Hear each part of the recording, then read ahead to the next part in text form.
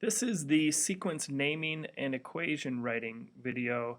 When you have an arithmetic sequence, the first arithmetic sequence you learned as a kid was 2, 4, 6, 8. Who do we appreciate? You can clearly tell that it's adding by 2 each time. So it's adding 2, it's adding 2, it's adding 2.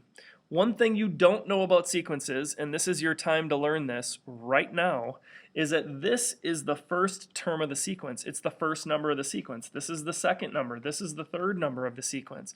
So in order to write the equation for it, you actually have to go back to the 0th term of the sequence.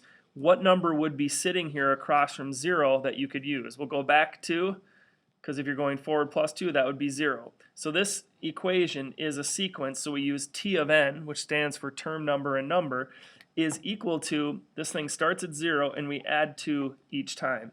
Now most people leave the 0 out and it's T of n equals 2n is the best equation. For the geometrics, we've done some of these in that y equals a times b to the x form. It's going this way, timesing by 3. Timesing by 3. If you can't tell that it's timesing by 3, you can always take the next number divided by the previous. So what I mean by that would be you could take 18, which is next, divided by 6, which came before it, and you can get 3.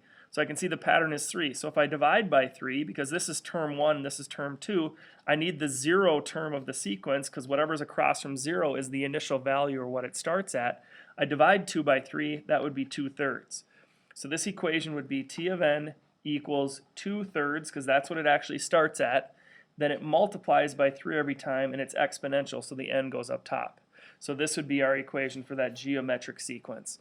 Remember, those are that a times b to the x format.